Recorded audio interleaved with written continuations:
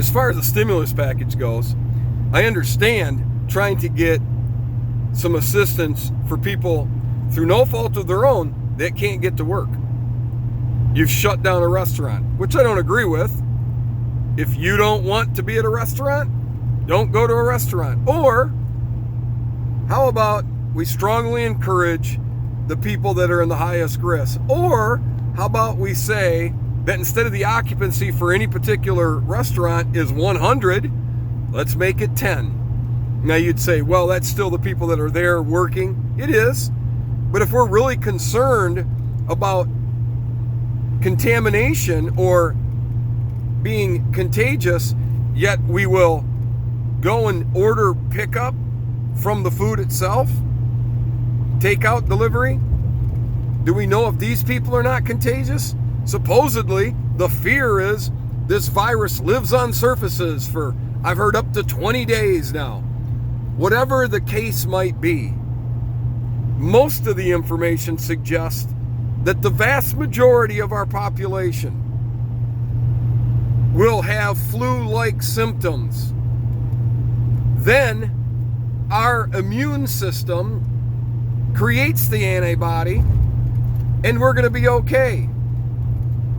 We have taken drastic measures to handle something that our country, the healthiness, the health base of the majority of our citizens probably could have handled on their own without intervention by the government. Let's think about how the United States of America, mostly a free economy at the time, handled the Spanish pandemic of 1918. The American citizens at that time would slap the crap out of who we are today, even to suggest that the government should help people out.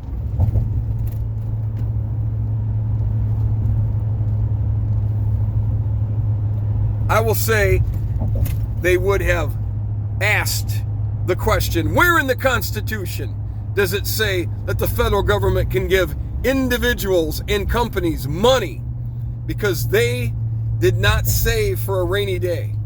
Where does it say in the Constitution that the federal government needs to close down businesses? Think about 675,000 people in the United States dying from the Spanish flu. Think about basically, once you got word that the Spanish flu was killing people in another town, the person telling you probably was giving it to you. It killed a lot of people. However, both President Wilson and Harding did not suggest that the government needs to step in and intervene. And we certainly didn't send checks out to people. And we certainly didn't bail out businesses. And we were okay. Every one of us is going to die at some point. And I'm not willing to give up the fundamentals of the United States of America any more than we already have. As a citizenry, we should stand together and say enough is enough. Our republic is eroding at such a rapid pace. A little erosion is expectable. It is expected because we're comfortable. But let's stop saying we had to do it. We had to do it or a bunch of people were going to die. A bunch of people are going to die this year. Some through no fault of their own, some self-imposed destruction. I am upset that we are willing to give up liberties and freedoms in the name of a perceived safety. You cannot continue to take from us. Who among us will join me